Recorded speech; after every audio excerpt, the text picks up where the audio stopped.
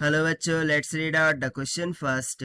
From a solid sphere of mass capital M and radius r, a cube maximum possible volume is cut. एक solid sphere से एक cube जितना maximum हो सकता था उतना पॉसिबल क्या कर दिया गया है, कट कर दिया गया है. Now moment of inertia of the cube about an axis passing through its center and perpendicular to one of its faces is. So हम बताना है कि जो क्यूब कट किया गया है उसका moment of inertia about an axis जो कि पास हो रहा है उसके सेंटर से और परपेंडिकुलर है उसकी सरफेस के. तो चलिए स्टार्ट करते हैं हम सॉल्यूशन से. But before of its let's talk about the key concept which we are going to use here for this question. So basically यदि मैं बात करूँ क्यूब के मोमेंट ऑफ इनर्शिया की about its surface passing through the centre of cube, so वो क्या होता है 1/6 m टाइम्स ऑफ साइड का स्क्वायर यानी कि a का स्क्वायर, राइट. कुछ इसके इक्वल होता है. सो बस इसी कॉन्सेप्ट का हम यहाँ पर देखिए यूज करने वाले हैं.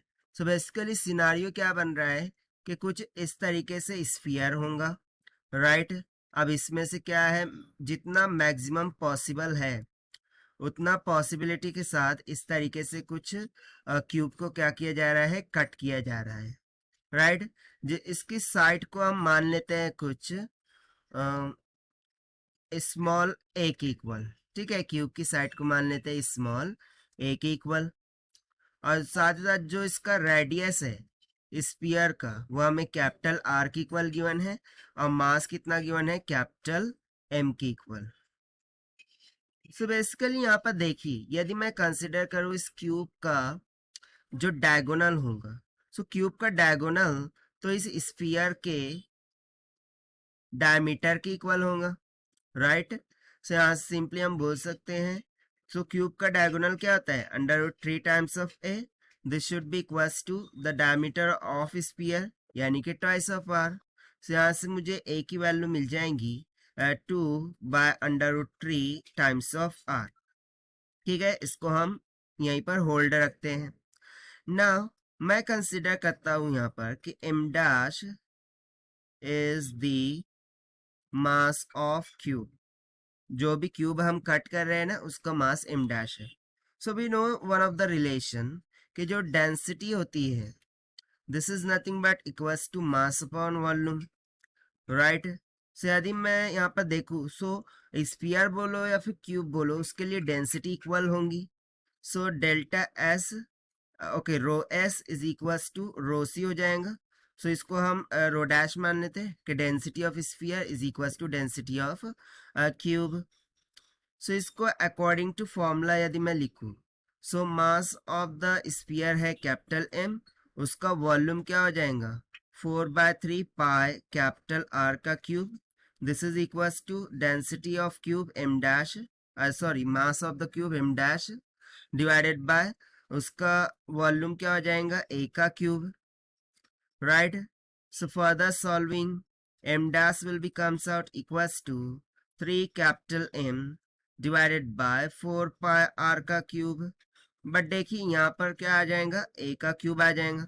अब a का क्यूब इसकी वैल्यू तो हमने ऑलरेडी फाइंड करके रखी है, उसको यहाँ सब्स्टिट्यूट कर देंगे.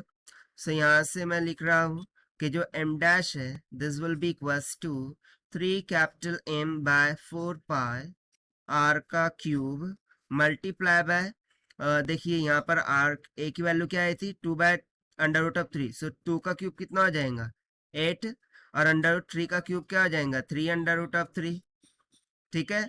और आर का क्यूब से यहाँ सिंपली आर क्यूब कैंसिल हो गया, 3 से 3 कैंसिल हो गया. मुझे m डैश कितना मिल जाएगा, m dash will be equals to 4 1 जा 4 4 2 जा 8 यानी कि कितना आ गया 2m डिवाइडेड बाय √3 पाई, ठीक है. सो ये m डैश आ गया है. बट हमें क्या कैलकुलेट करना था, moment of inertia of the cube.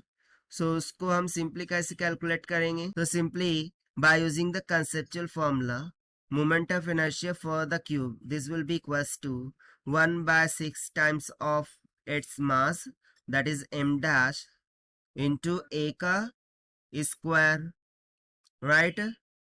ना यहाँ पर मैं वैल्यू सब्स्टिट्यूट कर दूंगा, सो हो जाएगा 1/6 एम डैश कितना आया था 2m डिवाइडेड बाय √3 का पाई इंटू ए का स्क्वायर ना, ए स्क्वायर अगेन हम उसकी वैल्यू सब्स्टिट्यूट कर देंगे, सो 2 का स्क्वायर हो गया 4, √3 का स्क्वायर हो गया 3 और यहाँ पर हो जाएगा r का स्क्वायर.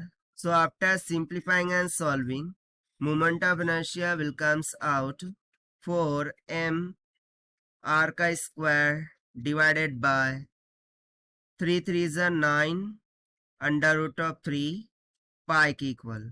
और यही हो जाएगा हमारा final required answer for this question, जो कि हमने सॉल्व किया by using the moment of inertia formula of cube से. Now if you try to match with the option, so option A will become correct. So this is the required solution. I hope you understood well. Best of luck. Thank you.